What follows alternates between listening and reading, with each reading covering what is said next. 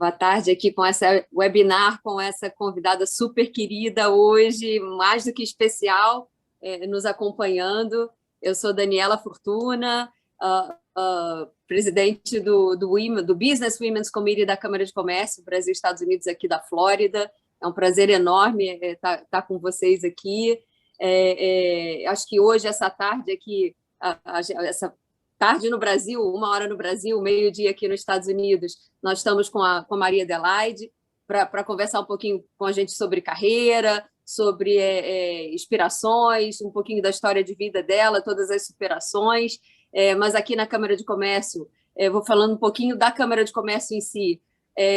Nós estamos aqui em nome do Conselho da Câmara e agradecendo a participação de todos os convidados, em especial para esse bate-papo. É a maior Câmara com a maior atividade binacional aqui na Flórida, Brasil, Estados Unidos, representando a nossa comunidade. É uma Câmara que conta muito com a participação dos associados. Aqui a gente está colocando 10 motivos para se associar, e são 10 motivos que de fato, a gente entende que ajuda a nossa comunidade como um todo, que é o networking entre várias empresas e entre várias famílias que estão fora hoje, indicações de apresentações entre eles, desenvolvimento de negócios, a visibilidade para o mercado internacional como um todo, oportunidades de negócio, novamente, como a gente colocou. Estamos sempre trazendo para cá palestrantes e convidados mais do que especiais para poder engrandecer ainda mais a comunidade aqui fora. Temos descontos exclusivos aqui também na Flórida e com parceiros nossos. É uma Câmara com muita credibilidade aqui no mercado e temos sempre a presença também dos nossos diplomatas aqui junto conosco e de figuras importantes aqui nos representando. Então, a gente tem uma agenda agora para vir, que é uma agenda do FedEx Leadership Series em sustentabilidade. Também vamos ter aqui uma agenda de Digital Art, está vindo aí a Art Basel, a gente está fazendo mais ou menos na mesma época, mas juntando arte com tecnologia. É uma experiência ao vivo que vai ter aqui, e também parceiros nossos de longa data, Schwab, Paiva e Justo, advogados, também vão estar fazendo um evento ao vivo aqui em Miami. Então, começando, Maria Adelaide, novamente, super prazer tê-la aqui. A gente vai deixar gravado para todo mundo que não pôde participar, conseguir assistir depois. A gente sabe que é um momento aqui de business hours, né? As pessoas estão, algumas envolvidas aí em agendas de trabalho com clientes em seus negócios, mas querem assistir depois, tem muita curiosidade. Ficamos muito felizes e estou muito grata da Câmara ter conseguido esse horário dentro da sua agenda também para participar aqui conosco. Você que é uma referência, acho que tanto como roteirista, escritora, dramaturga. Então, para a gente, eu cresci e me desenvolvi sugando um pouquinho da sua arte, tá? Oba. Falava, inclusive, com a minha mãe, a mamãe é escritora, e eu falava com ela: mãe, se você um dia escrever um livro, um romance da sua vida, eu adoraria que a Maria Adelaide lesse para poder dar o parecer dela. E vou fazer isso, porque ela escreveu, viu? Vou fazer isso porque ela escreveu. Mas é assim, um super prazer tê-la aqui para essa conversa gostosa e para que você traga a sua experiência de vida aqui para a gente, tá? Ótimo. Então, tá bom. Eu queria começar hoje falando um pouquinho sobre, tendo acompanhado não toda a sua trajetória, porque ela começou antes e eu já peguei, você já estava no ápice dela. Eu queria que você contasse um pouquinho, na minha visão, você é uma mulher à frente do seu tempo. Mas eu não acho que você é só uma mulher à frente do seu tempo. Para você ser uma mulher à frente do seu tempo, você deve ter crescido com parâmetros e com inconformidades e desconfortos para que você fosse essa mulher à frente do seu tempo e desbravasse todo um espaço para todas as outras mulheres. Você podia falar para a gente um pouquinho dessa sua história? Realmente é um fenômeno até que eu tenha nascido. Eu sou a única filha, eu sou a única mulher numa família de 4 filhos, sendo que os 3 primeiros são homens e muito mais velhos do que eu. O meu irmão mais novo é mais velho do que eu, 9 anos. Então, praticamente eu fui criada sozinha, porque quando eu nasci, eles já eram adolescentes ou pré-adolescentes, e sei lá, já estavam em outro momento da vida. Então, eu nasci numa casa, nasci em Portugal, numa casa. Meu pai era um pequeno empresário que teve bons momentos, mas teve péssimos momentos, e foi por conta disso que nós viemos para o Brasil. Eu fui criada assim muito só, as pessoas estavam, os meus pais estavam às voltas com problemas de sobrevivência, então eu fui criada assim by myself, digamos assim, e ninguém me controlou muito, e acho que isso foi bom, né? Porque sabe, desde menina eu nunca gostei de brincar de boneca, eu nunca gostei de brincar de casinha, eu gostava de subir em árvore, gostava das brincadeiras dos meninos, gostava de jogar bola, gostava de tudo, e vivia suja, e a minha mãe botava uma roupa, eu vivia suja, e era a vergonha da família, porque não era feminina, e a minha mãe adorava, porque quando eu nasci, minha mãe achou que... Minha mãe, para você ter ideia, quando eu nasci, ela tinha uma fábrica de bonecas, minha mãe sempre adorou bonecas, então ela achou que ia me vestir de boneca, ela até tentou, Entendi. coitada, mas não deu certo. Não deu certo. Bom, de qualquer maneira, eu cheguei ao Brasil aos 12 anos de idade. Foi um início duro, São Paulo. Eu não sei se todo mundo é de São Paulo aí, acho que não. Acho que você é do Rio, né, Daniela? Eu sou do Rio. É do Rio. São Paulo. Eu fui morar num bairro operário naquela época. Eu fui morar na Moca, que era um bairro predominantemente de operários italianos ou de aposentados, né? Mas, de qualquer maneira, grande parte daquela vizinhança pelo menos 80% era constituída de italianos, e o que foi muito bom para mim, porque eu sempre digo que eu entrei no Brasil pelas mãos da Itália, entendeu? Me fez muito bem em todos os sentidos, e eles gostavam muito de ópera, eles gostavam, iam ao teatro Colombo, naquela época existia um teatro de ópera no Brás, então eu desenvolvi ao longo da adolescência ouvindo ópera, ouvindo outras coisas também, ouvindo bolero, ouvindo todas as Muito músicas rico. do Hit Parade, né? Claro, né? Foi muito rico, foi muito rico. Eu gostava muito de cinema, então, naquela época, você não tinha televisão em casa, para você ter ideia. Vocês que são brasileiros, vocês não sabem o que é. Porque a televisão é muito antiga nos Estados Unidos, acho que nos anos 50 todo mundo tinha televisão, mas no Brasil, ela chegou no início da década de 50, e só lá no final da década é que a baixa classe média teve acesso começaram a fabricar as primeiras televisões nacionais, porque até então eram televisões americanas. Então, nós tivemos acesso cada família tinha uma televisão, e olha lá, branco e preto, naturalmente. Mas o que acontece? Eu nasci em 72 e só tinha uma televisão, e era branca e preta. Aonde? Eu nasci em 72 só tinha uma televisão, era branca e preta. Só tinha uma televisão e era branca e preta. Exatamente. Agora, vocês imaginem, né? Não tinha, mas nós estava cheio de cinema, e estava cheio de cinema de sessão dupla. Então, assim, minha adolescência foi assim povoado de filmes de todo tipo, de westerns, musicais da Metro, e eu adorava. E principalmente foi alimentada a muita leitura. Eu lia muito, sempre gostei de ler, desde pequena, que antes de aprender a ler, eu já ficava pedindo para todo mundo ler história para mim. Aprendi a ler muito cedo em função disso, porque todo mundo estava de saco cheio de ler história para mim, então eu aprendi a ler, para ler as histórias, e sempre li muito. Para ser independente, né? Já buscando uma independência. E as pessoas estavam muito... Meus pais nunca tiveram a curiosidade de saber aquilo que eu estava lendo, entendeu? Então não havia censura. Eu me lembro, aos 12 anos de idade, eu comecei a ler toda a obra do Eça de Queiroz. Aqui tinha livros que não eram, que eram impróprios, né? O Crime de Padre Amaro, a história de um padre que seduz uma moça, que ela engravida, um horror. Mas eu lia tudo que chegasse às minhas mãos, e foi muito bom, entendeu? E imagina a esponja na sua mente, que nessa idade você é uma esponja que já foi retendo isso tudo, né? Isso, eu acho que foi isso, eu acho que eu fui uma esponja mesmo, acho que essa imagem é perfeita, porque foi exatamente isso, era uma esponja.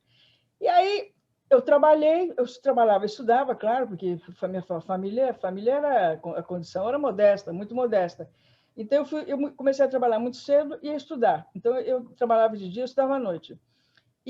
Mas assim, a partir dos 18 anos eu passei a ter muita liberdade. Eu era muito independente em relação ao pensamento da época, ao pensamento das mulheres da época. Todo mundo queria casar, e todo mundo, mesmo aquelas que estudavam, mas raramente uma mulher fazia universidade na época. Mas mesmo aquelas que faziam normal, que eram professoras, elas casavam e não continuavam a trabalhar. Raríssimas mulheres continuavam a trabalhar. Elas casavam e pronto. Tinha uma cunhada que dizia, mas para que estudar? Você vai botar o diploma em cima do fogão? Claro, era esse tipo de mentalidade, né? Mas eu não embarquei nessa. Não embarquei nessa, graças a Deus. Eu estudava e trabalhava e conheci o homem com quem eu casei em 63, me casei em 64, e demorei, graças a Deus, para ter filho por deliberação comum.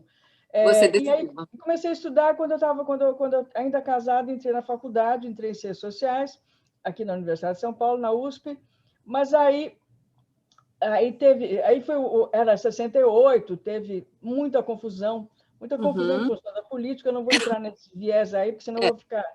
Não, vai ser uma live só para falar disso. Era ditadura. Eu sei que... E aí meu filho nasceu em 68, meu filho mais velho nasceu em 68 também. Eu comecei a trabalhar, a fazer freelancer para a Editora Abril, em 68. Eu trabalhava numa publicação de arte chamada Arte nos Séculos. Eu fazia pesquisa de arte. E aí, em 1970, eu comecei eles falaram, você tem que se efetivar, se você quiser continuar trabalhando para nós. Então, eu fui efetivado em 1970. Meu filho tem 1 ano e meio.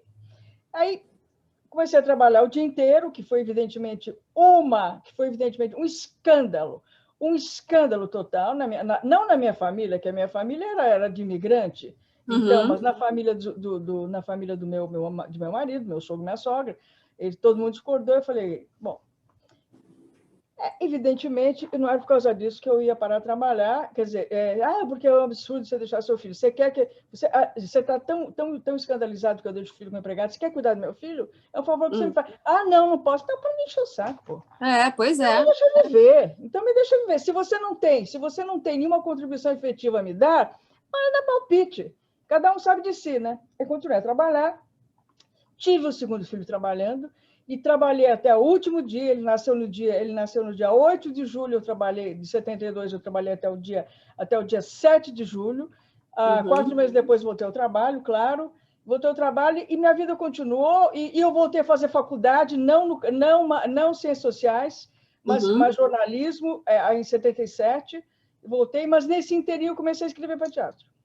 Eu comecei a escrever, eu escrevi na Abril, na Editora Abril, escrevi minha primeira peça de teatro, que seria chamada de A Resistência, e que seria montada em 1978, entendeu? Porque aí é o seguinte, você escreve, você nem sabe direito aquilo que você escreve, você imagina que você escreve em forma de diálogo, né?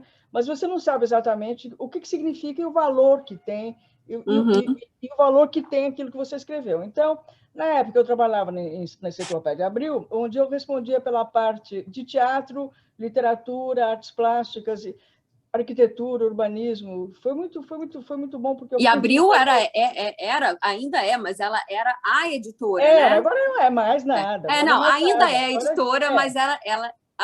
Era a maior editora do país, exatamente. A editora mais rica do país, tinha milhões de revistas. Eu trabalhava na divisão cultural, mas tinha milhões de revistas, publicava livros, fascículos e tal, e eu estava nessa área cultural. E o que foi muito bom. E aí eu escrevia, e naquela época o consultor de teatro era o Salvatore Magaldi, que era crítico de teatro e secretário da Cultura de São Paulo. Então, eu mandei a peça para ele, falei assim, eu não sei o que significa isso. Ele falou assim, isso é teatro e bom teatro. E aí eu comecei uma carreira que nunca mais se interrompeu, que continua até hoje. Então, todo mundo fala, e você vem da televisão. Não, eu venho do teatro, eu estreiei no teatro em 1978.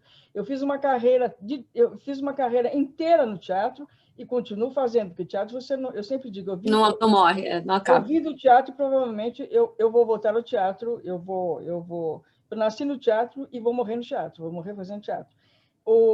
E aí eu escrevi várias peças que fizeram muito sucesso e que foram muito premiadas, sucesso de público e de crítica. Eu recebi muitos prêmios e tal. Sim. Recebi, mas assim, muitos prêmios. Escrevi um romance que ganhou o prêmio Jabuti de melhor romance, que você sabe que é um prêmio muito importante no Brasil e tal. Com certeza. E aí, em 1990, aí o Collor assume. O Collor foi um flagelo nacional. Para quem sabe, foi uma flagela nacional. E aí a Zélia Cardoso de Mello, ela confiscou as poupanças e todas as contas bancárias e eu fiquei sem dinheiro nenhum. Fiquei sem dinheiro, foi uma situação horrorosa. Muita gente morreu em fila de banco e tal, muito velho morreu e tal. E aí, nesse momento, o Cassiano Gabos Mendes, que era um grande autor da televisão, de teledramaturgia, ele me ligou e disse: eu vou escrever uma novela das 8 e queria que você escrevesse junto comigo. Então, foi nesse momento que eu fui para a televisão. Isso foi em 1990. E eu fui principalmente porque eu precisava trabalhar, precisava de dinheiro. Nessas alturas do campeonato, em 89, foi a última contribuição que eu dei para Abril. Trabalhei na última publicação para a qual fui solicitada, que era alusiva aos 100 anos da República, e em 1990 eu fui para a televisão. Fui para a televisão e trabalhando com o Cassiano, que era um sujeito muito divertido, porque todo mundo falava, é incrível fazer novela dá muito trabalho, isso e aquilo. Realmente, é um trabalho de cão, um trabalho massacrante, e para o titular é um massacre. Bem mais massacrante do que o trabalho do teatro, onde você é mais livre ou não? Não tem comparação, porque você escreve uma peça, você escreve sozinha, depois você entrega essa peça a um ator, ou um diretor, ou um produtor, a quem se interessar, e depois você vai assistir o ensaio, e depois a peça abre, pode fazer sucesso, pode não fazer, mas ela já foi escrita.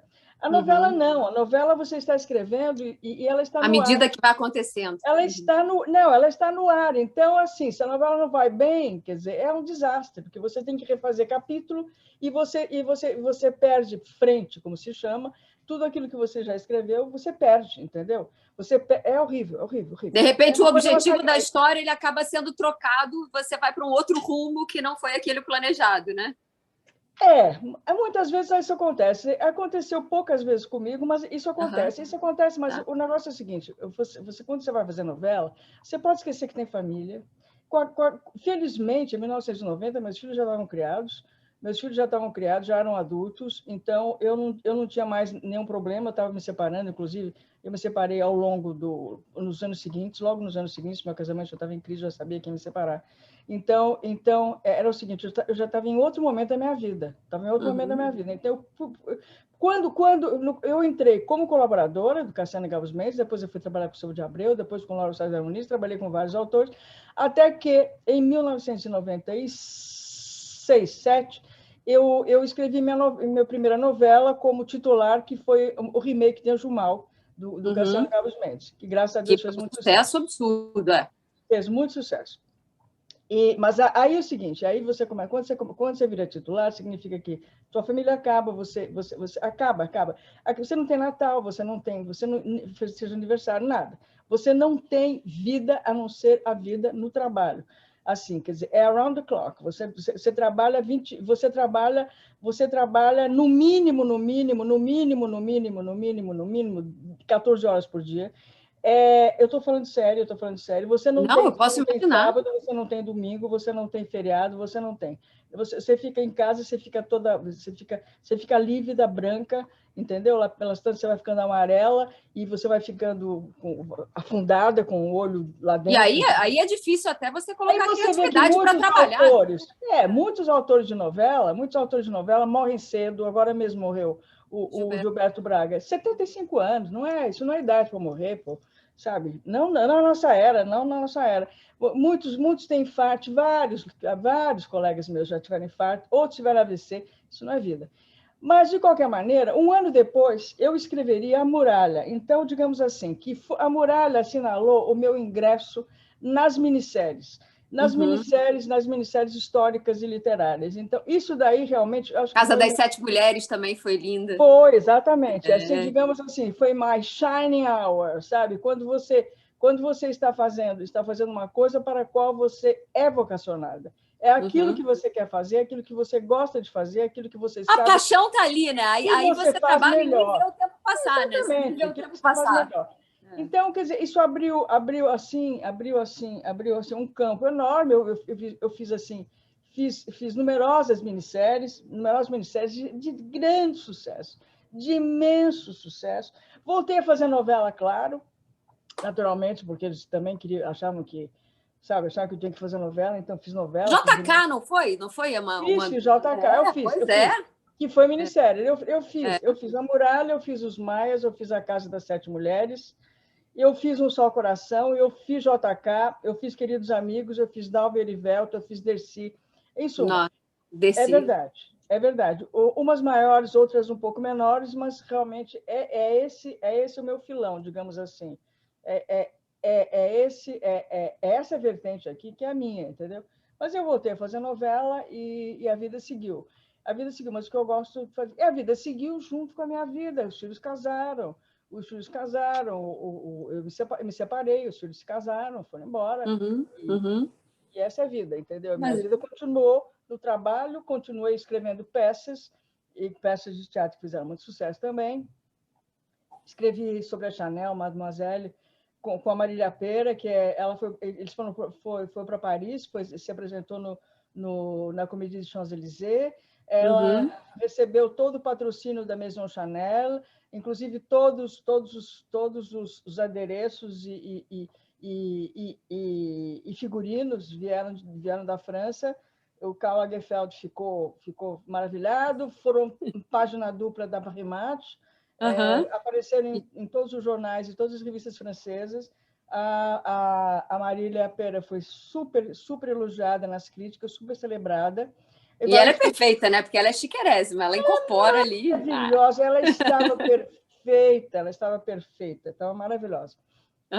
Então, também, quer dizer, eu continuei escrevendo teatro, menos porque, evidentemente, esse trabalho de autor titular é um trabalho que não te permite, não te dá muito tempo, né? Não te dá muito tempo para você se dedicar a outra coisa que não seja televisão. Para falar a verdade, estou um pouco cansada. Estou um pouco cansada porque eu não quero morrer como o Gilberto Braga, entendeu? Você tem todo o direito de estar cansada. Você está em cima, exatamente na cadeira de poder dizer que estou cansada. Não é? Cansada, sabe? Assim, sabe? Cansada. Eu queria voltar a fazer minissérie histórica. É isso que eu gosto de fazer. Minissérie histórica. Mas é isso que vai voltar a selecionar o que você quer fazer, né? Pegar só o que me dá prazer, só o que me dá muito prazer. Está no momento, como é que eu posso dizer, de transição. Então a gente não sabe o que vai acontecer. Não sabe? Então é assim. O mercado como um todo, essa pandemia acho que veio, até da Globo, se for, pode ser até um pouco antes da pandemia, mas a pandemia veio trazendo muito, dando uma chacoalhada geral também, né, Maria Adelaide? Todo mundo... Total. Aquilo que você falou dos pais, voltando até um pouquinho, dos pais mais machistas, a mulher que já ficava esperando com o Martini, o marido chegar, e o marido nem dava valor para isso, era quase que uma parte do cenário, ela está ali esperando com aquilo ali, não valorizava. Essa pandemia, você sabe que eu tive relatos de amigos e pessoas próximas, clientes e histórias de colegas, de pais que agora, nesse período que precisaram ficar mais em casa, eles passaram a reparar mais na decoração da casa, mais da esposa, mais nos netos, coisas que faziam parte desse cenário, eles passaram a valorizar de uma maneira diferente. Porque ele falou, nossa, isso tudo estava aqui para mim esse tempo todo e eu nunca reparei. Isso aqui. Então, eu acho que essa pandemia veio para conscientizar a gente de que somos todos iguais e que estamos todos numa mesma situação de fragilidade. E, na verdade, a gente é uma formiguinha no mundo, né? A questão do trabalho da mulher é que a mulher não tem jornada dupla, né? A mulher tem jornada tripla, né? Quer dizer, você sempre precisa matar um leão por dia, sempre precisa provar que se você não é melhor, você é tão bom que um homem na tua função. Eu vou dizer para você que isso não acontece muito na minha área, porque nem na Abril aconteceu, a maior parte das minhas chefes das minhas editoras eram mulheres, e eu fui levada para Abril por duas amigas, por duas editoras, e por duas pessoas importantes que se tornaram diretoras lá, vice-diretoras. Isso já, a maior parte das revistas, é verdade que eram revistas femininas, eram comandadas por mulheres, e de enorme competência, e mulheres famosas. Foi na Abril que eu conheci, por exemplo, a Constança Pascolato, que trabalhava fazendo Cláudia Moda. Em suma, tudo isso para te dizer que quando a gente quer, a gente consegue, mesmo que as condições sejam muito adversas. Como eram. Porque havia praticamente uma torcida Havia praticamente uma torcida para você não dar certo. Quer dizer, a torcida não era da empresa. A torcida era de quem te cercava, da família, dos amigos, entendeu? Como você pode trabalhar, estudar, criar filho, ir ao supermercado, fazer feira, levar filho ao pediatra, levar filho para se vacinar. Como você consegue fazer isso? Como você é capaz de fazer isso? E eu fazia isso, entendeu? Quer dizer, aquele negócio que é muito comum você, às vezes em reunião social, eu falei, olha, eu trabalhei, estudei, criei filho e tal, e os filhos estão aí, estão ótimos. Aí o Rodrigo, meu filho mais velho, de piada, ele costuma dizer assim nas reuniões, pois é, mas eu tive que fazer não sei quantos anos de análise, e ele fala... mas a análise é bom para todo mundo, a análise é bom para mas ele não fez, mas ele fala de gozação, entendeu? Porque ele é meu parceiro, sempre foi. Os meus filhos são muito parceiros, sabe? O que dá conta é o amor. Você, quando tem amor pelo que você está fazendo, não é a quantidade de tempo ou que você faz que retrata a sua entrega, é a qualidade do que você está fazendo, é como você está dedicando aquele tempo às pessoas e como você está administrando isso. E também a gente faz o que pode, né? Uhum. Também a gente faz o que pode, sabe? Você é melhor mãe que você pode ser, você é a melhor esposa que você pode ser, sabe? Mas assim, quer dizer, eu percebo que as novas gerações, eu percebo que os meus filhos são muito mais parceiros das mulheres. Meu marido também era assim, era bastante, ele cozinhava, se precisasse cozinhar, cozinhava, quer dizer, e meus filhos tiveram um bom exemplo, né? Evidentemente, isso aí também, os pais também, não sei, o exemplo vem de casa, sobretudo, vem de casa. É verdade. Sabe, é uma exemplo... coisa que não dá para delegar, né? O exemplo não é o falado, é o vivenciado. Os preconceitos também vêm de casa.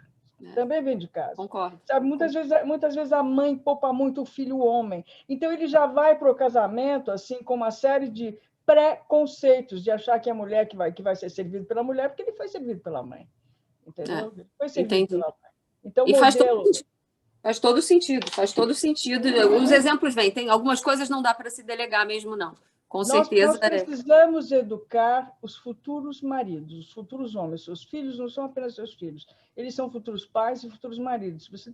Eles têm que ser parceiros das mulheres. Eles têm para construir relações simétricas, para construir relações bem-sucedidas. Eles precisam. A gente se preocupa muito, eu vejo muitas pessoas falando que mundo que eu estou deixando para os meus filhos, que na verdade é o contrário, né? Que filhos que eu estou deixando para o mundo, né?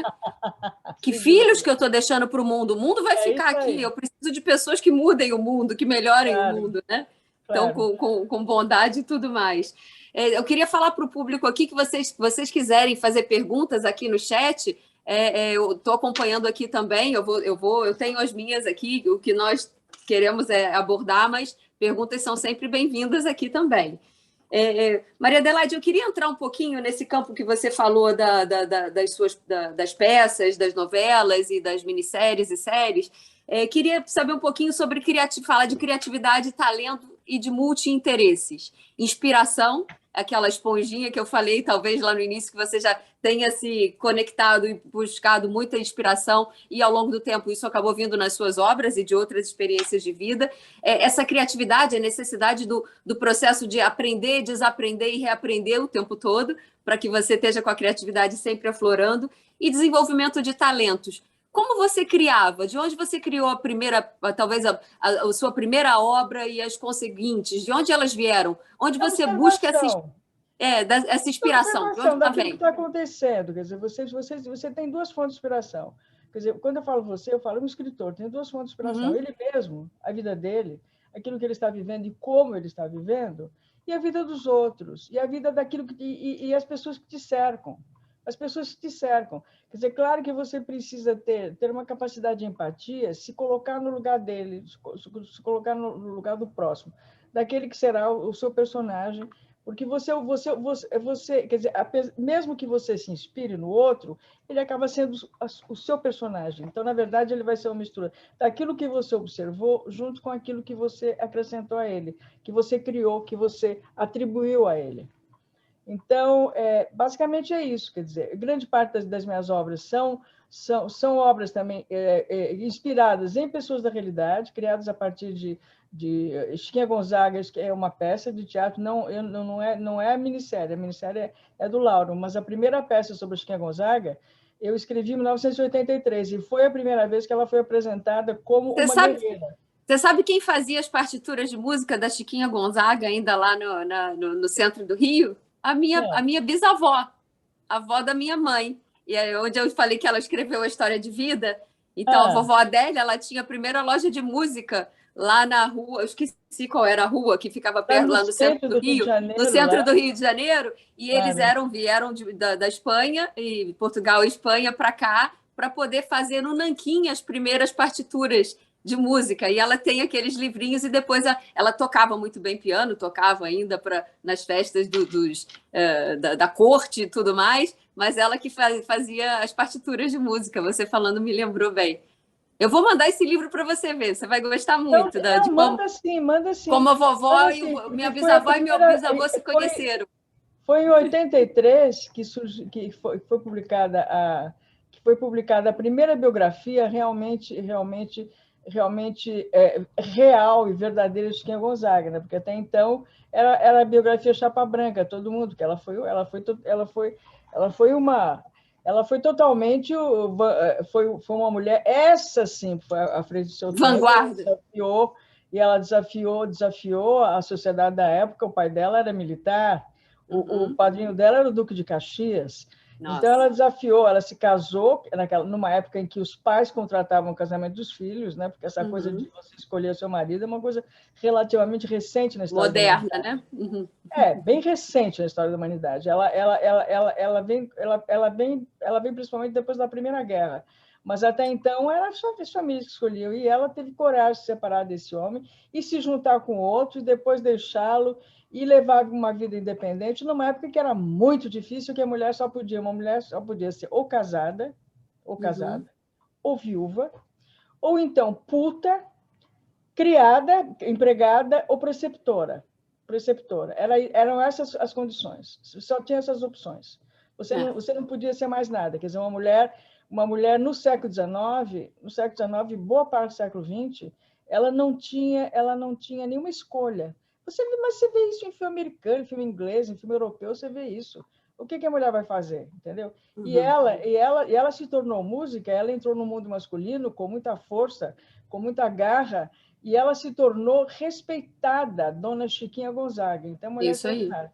Então, muito da minha obra é baseada em personagens reais, que, aliás, é exatamente o meu elemento. Escrevi peças sobre a Tarsila do Amaral, na época que a Tarsila não era esse ícone pop que ela se transformou, mas que foi de grande ajuda quando eu escrevi Um Só Coração, porque Um Só Coração é uma série que foi feita a pedido, por encomenda, porque São Paulo ia fazer 450 anos, a cidade de São Paulo onde eu moro, e eles queriam que eu escrevesse uma minissérie homenageando São Paulo. Então, eu resolvi contar a história de São Paulo sob o viés da cultura, começando na Semana de Arte Moderna e terminando na Segunda Bienal. Para quem não sabe, a Segunda Bienal foi a Bienal que veio Guernica, de Picasso, que estava no MoMA, em Nova York, que ela só saiu 2 vezes. Primeiro de Paris, o Picasso morava em Paris, primeiro de Paris para o MoMA, em Nova York, e depois, em 53, 54, veio para São Paulo para a Segunda Bienal, voltou para o MoMA, e depois, só quando o Franco morreu, é que ela voltou para a Espanha e hoje está no Museu da Rainha Sofia. E foi assim super importante essa Bienal. Então, e aí todas as pessoas, ou quase todas as pessoas da Ministério, todos os personagens da Ministério são baseados em personagens reais. Então tem o Santos Dumont, tem o Chateaubriand, tem Yolanda Penteado, Titilo Matarazzo, essa gente toda aqui, e os modernistas todos, Oswald de Andrade, Anitta, Tarsila, Mário de Andrade. Então, eu também gosto muito de lidar com essas pessoas, porque, no fim, eu vou me inteirando da vida delas. E a história de cada um é muito rica, né? Se você for olhar, cada uma dá uma história por si só, né? Imagina todos... Você vai conversando com as pessoas vão te contando coisas que não estão nos livros, que é exatamente a matéria com a qual eu lido. Eu falo assim, não me interessa se a pessoa conquistou tal diploma, eu quero saber a história dos bastidores, né? Entendeu? Quem ela amou, quem ela gostou, os passos, os obstáculos. A experiência dela, né? Não é vencer para conseguir alguma coisa, entendeu? Porque a chamada trajetória do herói, porque é isso realmente que interessa ao público, né? Que interessa ao público. É não onde ela chegou, mas qual foi o caminho por onde ela passou, de né? onde ela veio e aonde ela chegou, né? Exatamente. Essa trajetória. E então foi muito legal. Foi muito. Escrevi sobre essa gente. O único problema são os herdeiros, ou seja, os descendentes, que muitas vezes eles enchem muito teu saco, porque eles enchem muito teu saco, né? Porque assim, é assim. O quê? Com restrições do que pode, do que não pode? O negócio é o seguinte, ninguém tem defeito, entendeu? Morreu, entendeu? Morreu, virou santo, entendeu? Então nunca teve amante, nunca pulou a cerca, como se diz, nunca cometeu nenhum deslize, é impecável e tal. Ou seja, é uma personagem totalmente real, né? E eu já vou avisando os parentes. Naquela época, a gente precisava da autorização de cada parente para escrever sobre ele. Eu já vou avisando, querida, eu não vou fazer biografia Chapa Branca. Não vou. Eu vou mostrá-lo em sua humanidade. A vida como ela é, né? Então foi uma conquista, por exemplo, ter apresentado o JK, que era um homem que teve milhões de amantes, assim, mas eu conheci muita gente que se apresentava. Eu tive um caso com ele, eu tive uma história com ele, eu tive um romance com ele e tal. Mas eu negociei com a família não queria que eu apresentasse esse lado do JK, sabe? Desse lado, digamos assim, libertino do JK. Eles queriam que eu apresentasse, não, ele não teve, nunca traiu Dona Sara. Eu falei, Dona Sara é uma chata, pelo amor de Deus, tem mais é que trair aquela mulher chata. E não falei isso para a pessoa, evidentemente, para a família, claro, aqui para nós. Só aqui para nós e tal. Mas aí eu consegui negociar com a família e apresentei e mostrei uma amante, apenas uma amante, que foi a amante mais importante que ele teve, digamos assim, o grande amor da vida dele e tal.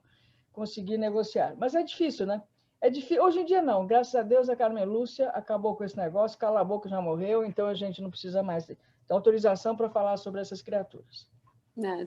Tá certo, tá certo. Não, mas super bacana. Agora, no desenvolvimento do talento, você acha? Eu vejo as pessoas hoje desistindo muito fácil das coisas. Lembra? Você falou agora há pouco que quando você quer que uma coisa dê certo, ela dá certo. Porque depende de você. Você vai construir o caminho para o sucesso e você que vai que é felicidade no meio do caminho, aprender com as dificuldades, aprender ultrapassando os obstáculos.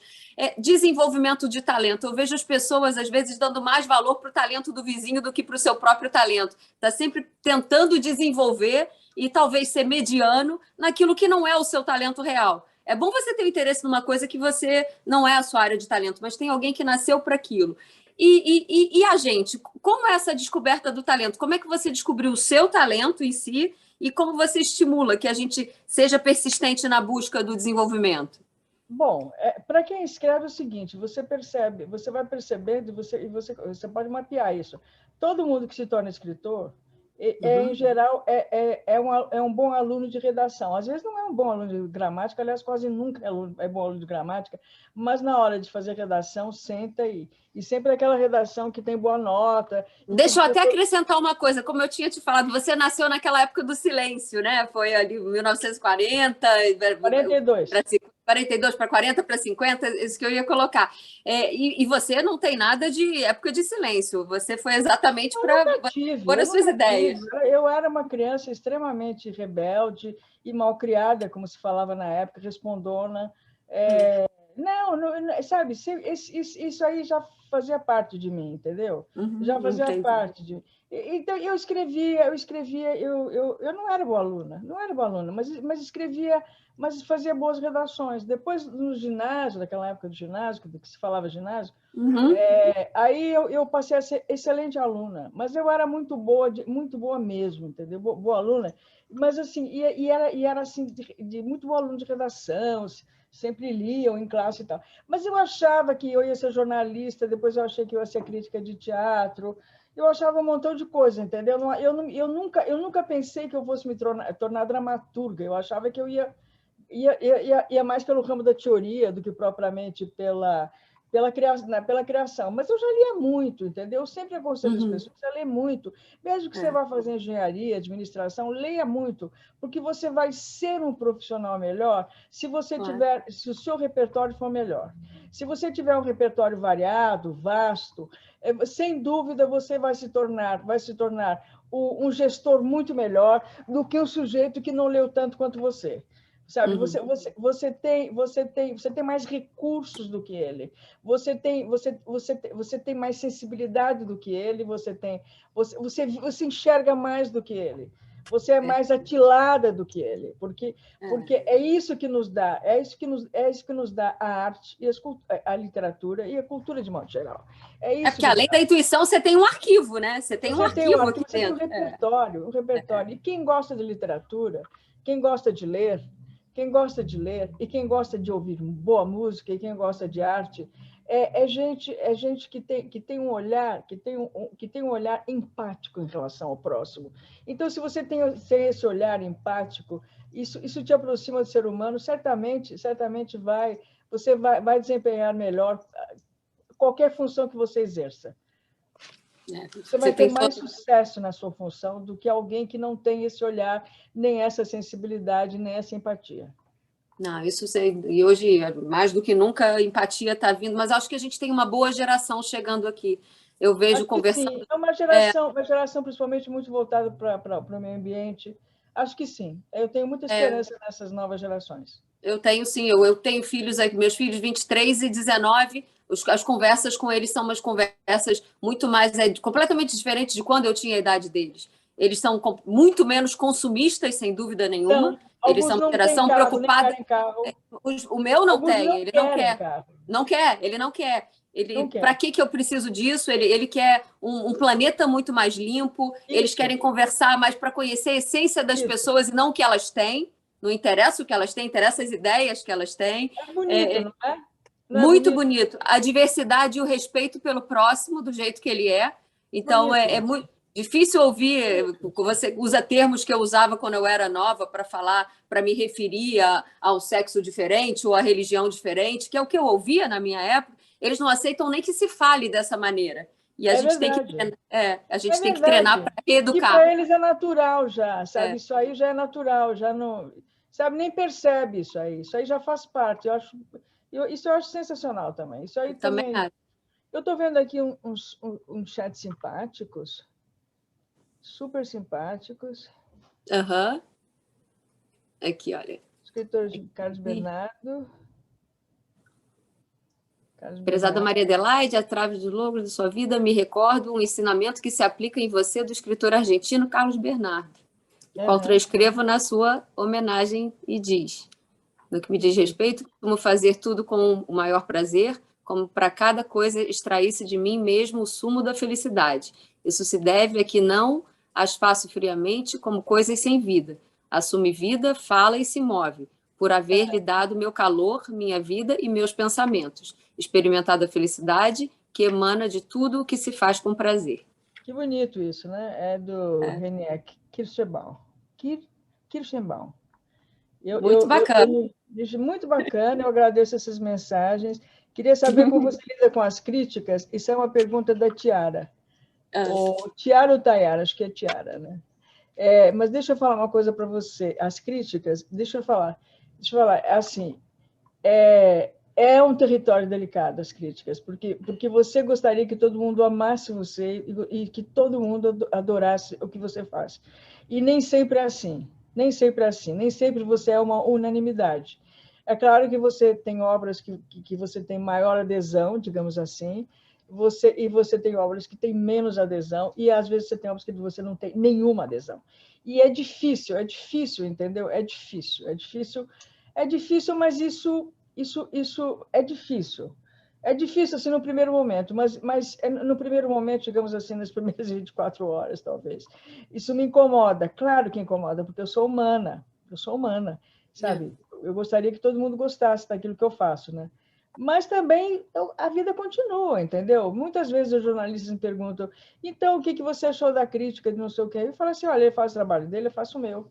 entendeu? E eu tento viver isso, quer dizer, que se eu sinto profundamente isso que eu digo, às vezes você vai você tem vontade de chegar ao cara, chegar a mãe do cara e tal. Mas, porque eu sou humana, entendeu? Mas é o seguinte, a vida continua, entendeu? Quer dizer, os anos passam, a minha obra fica, a crítica dele, entendeu? Ninguém mais lembra, um Vai dia vai se lembrar. esquecida, pois é.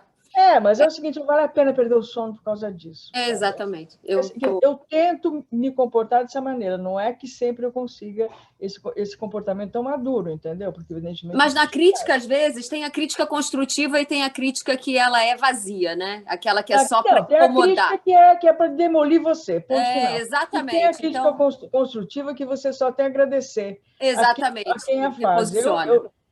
Muitas vezes na vida eu recebi críticas muito boas, inclusive o Sérgio Magaldi foi a pessoa praticamente que me abriu as portas do teatro, que disse, vai porque você é uma autora, vai porque você é uma escritora. Tem alguém aqui dizendo que fomos contemporâneos nas ciências sociais da USP. Eu não estou vendo o nome da pessoa, é Glória? Glória, foi a Glória. Foi a Glória. Será que ela foi minha contemporânea? Ô, querida, você deve ser mais jovem do que eu, não é não? Eu entrei em 68, mas eu não fiz o curso todo, em 69. O Jim também está falando que hoje é o Dia Nacional dos Imigrantes aqui nos Estados Unidos, só para fazer uma anotação. Eu sou uma imigrante no Brasil também. Imigrante, quer dizer, eu nunca me naturalizei aqui, apesar de ser cidadã paulistana, apesar de ter recebido o título de cidadã paulistana, eu nunca me naturalizei, mas também não é por convicção patriótica, porque eu detesto negócio de burocracia, tem papel, não gosto. E no fim foi até bom, porque aí né, tem o passaporte português que abre portas e tal. Mas também, eu sou muito brasileira, gente. Eu sou muito, sobretudo, mais do que ser brasileira, eu sou muito paulistana. Sou muito paulista, sabe? Assim, eu me sinto muito ligada a essa cidade. Eu tenho mais que ser, porque é a cidade que me acolheu e a cidade onde eu construí minha vida, onde eu tive meus filhos, onde eu tenho meus amigos e construí minha carreira.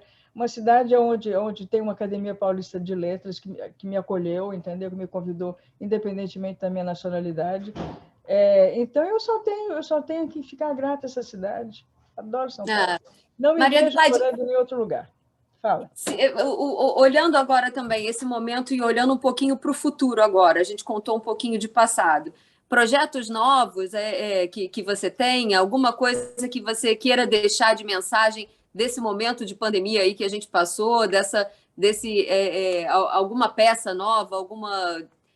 Não sei, acho que a gente eu tenho uma peça nova. Eu só não sei quando ela vai, porque você sabe que a pandemia realmente... E deixa eu responder aqui, que a Fabiola me perguntou, você não vota no Brasil? Não, mas eu faço campanha, viu, Fabiola? Eu não voto, mas eu faço campanha. E já fiz na época da boca de urna, meus filhos já foram fazer boca de urna para várias pessoas, vários amigos, Fernando Henrique Cardoso, por exemplo, e para vários amigos que se candidataram a deputados.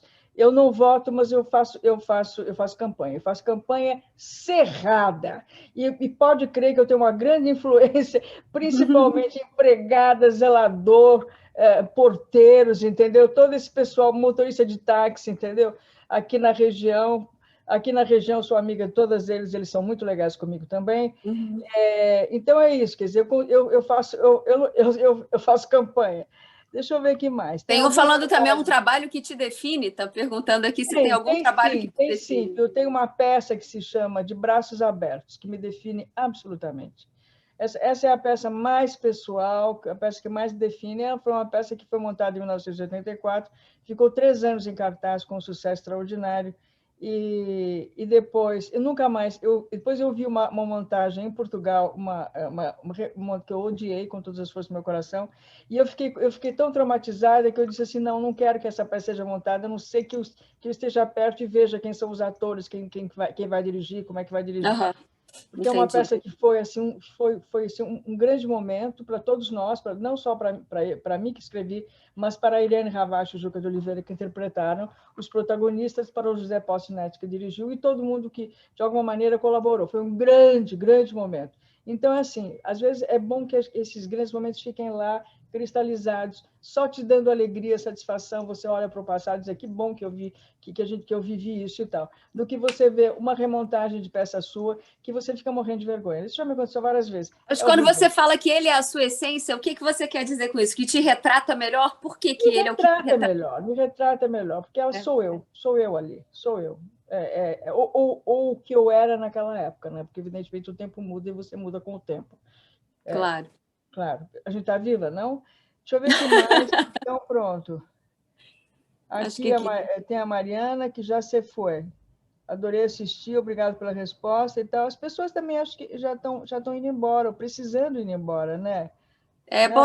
O horário da tarde, elas já começam a se movimentar. Mas eu queria era deixar mesmo um chamado de chamado às mulheres como um todo, Outubro Rosa, o mês aí da conscientização da nossa saúde. Aqui a gente está falando do câncer de mama, mas eu acho que a gente tem que falar. Olha, mas já que você falou em da câncer saúde de mama, como um todo, né? Uhum. Eu tive um câncer de mama em 1998. Eu tive um câncer de mama em 1998. Só para dizer para vocês o seguinte: uma mulher pode ter câncer de mama e passar por isso, e a vida continua. Entendeu? Eu tive câncer, eu operei no dia 13 de outubro de 1998, 15 dias depois eu estava numa reunião na Globo. Entendeu? A minha vida continuou. O mês depois eu estava... Você não se abateu com isso de maneira nenhuma, você combateu... Não, a vida continua e faz uma diferença muito grande. E eu percebi, porque graças a Deus eu não fiz quimioterapia, mas eu fiz radioterapia. Então eu fiz 28 sessões de radioterapia. E as minhas sessões de radioterapia era final da tarde, começo da noite. E uma vez que eu viajei para o Rio, eu não pude, fui durante o dia. E eu percebi que tem uma diferença muito grande das pessoas que faziam radioterapia, que não trabalhavam, e das pessoas que, como eu, iam no final do dia, começo da noite, e trabalhavam. A cabeça estava ocupada. Eu percebi que a maneira de encarar a terapia, a maneira de encarar a doença, fazia uma enorme diferença. Uma enorme diferença, porque assim, você vê muita gente reclamando durante o dia, ai, por que eu? Por que não sou, sabe? Vítimas, né? Não você, por que não você, entendeu? Porque não é pessoal, isso acontece, entendeu? A vida continua e você tem que seguir com ela, entendeu? É isso aí. É isso. Isso então, mesmo. Você não é vítima da situação. Eu adorei isso. Você só é vítima se você se quiser tornar uma vítima, né? Aí fica mais fácil, né? Só que você tem, não, peraí, você não é uma mama e você não é o câncer. Sabe? Você é um ser que está passando por uma situação difícil. Mas o que tem que fazer? Tem que fazer isso? Você faz. Você faz, entendeu? E o homem que gosta de você, se ele gostar realmente de você, ele vai gostar de você com meia mama, um quarto de mama, o que for. O que for. Porque eu vivi isso. Eu vivi isso. Eu tinha um namorado na época, e isso não fez a menor diferença na nossa relação. Isso não te define em absoluto, né? Não define absolutamente. A mulher não pode ficar. Porque se o homem fizer algo. Define melhor, vai embora mesmo. Se vai embora mesmo. É melhor que ele vá embora. Melhor que ele vá embora, porque ele não gosta de você como você merece. É isso. Muito bom, muito bom. Olha que chamado aqui pra gente. Eu tô assim, tô de coração cheio, viu? E assim, com faca nos dentes, vamos para cima. É isso aí, meu bem. Porque cada um aqui no seu campo, cada um no seu trabalho, com as suas dificuldades e aprendendo a lidar com elas, né? É isso. Olha aqui, eu agradeço a todas as pessoas que participaram. E todas as pessoas que participaram, a você, Daniela, que foi tão generosa, e a todo mundo, a Fernanda e a todo mundo. E é o seguinte, foi um prazer conhecer vocês. Eu tenho um filho morando na região de Miami, acima de Miami, em Weston. Tem? Aqui pertinho. Tem equipe que mora em Weston aqui. Tô sempre, de vez em quando, vamos lá para um churrasco, porque é bem gostoso lá. E você vem para cá quando? Quando você vier, adoraria. Agora. Que normalmente, quando eu ia para os Estados Unidos, eu ia para Nova York, né? Eu gostava muito de Nova York. Eu fui durante muitos anos, ia todos os anos, às vezes 2 vezes por ano para Nova York. Eu adorava, mas eu gostava daquela Nova York, né? Tem um documentário na Netflix sobre a Fran Lebowitz, que é uma nova-iorquina típica, que fala de Nova York. Quando ela fala desta Nova York atual, em relação àquela Nova York que ela conheceu, parece que ela está falando através da minha boca. Porque é tudo que eu acho. Que Nova York também ficou muito nada. Chato. Não é mais aquela Nova York que eu gostava, que eu conhecia. Glamurosa e encantadora. Não, sabe? Ficou tudo muito igual. Não. Muito Não, mas caro, olha, muito igual. não. Mas, tudo bem, tudo isso para te falar que... Mas tem outros lugares maravilhosos. O Porto, você nasceu no Porto, é um lugar que eu amo. Porto é o máximo. Eu O amo. Porto é uma das cidades mais bonitas, na minha opinião, a cidade mais bonita de Portugal, eu acho. Mas eu sou suspeita para falar porque... Mas de Vila Nova ou do Porto? Porque o bonito do Porto é igual Niterói com o Rio, né? O bom de Niterói é a vista do Rio, o bom de Vila Nova é a vista do Porto. O Porto é o cenário da minha infância, entendeu? Era lá que eu ia 2 vezes por semana, levada pelo meu pai e pela minha mãe. Era lá que eu ia muito ao cinema, lá minha mãe gostava muito de cinema, me levava ao cinema. Visitar as amigas, ela tomava chá com as amigas. Assim, a praia era lá perto, entendeu? Então, o bonde que fazia toda aquela ribeira, toda aquela parte litorânea até a Foz, tudo aquilo mexe muito comigo, porque é o cenário da minha infância. Eu gosto muito daquilo, mas... É isso tudo que está no seu coração que a gente acaba recebendo de presente. É isso. Então, muito obrigada pela sua infância, enorme falar com você. Pelas suas experiências e o principal por compartilhar isso com a gente. O principal é você ser tão generosa de compartilhar. Meninas, keep going. Keep going, keep going. Aguentem um beijo. Tá bom? Um grande beijo, pessoal. Para vocês. Até boa tarde. Só um minutinho para a gente tirar uma foto de vocês duas aí na tela. Opa. Só um segundo. Muito obrigada a todos. Boa tarde. Boa tarde, pessoal. Tchau, tchau. Obrigada. Obrigada, Maria Adelaide. Tchau, Larissa. Tchau, todo mundo aí. Bye, bye. Tchau.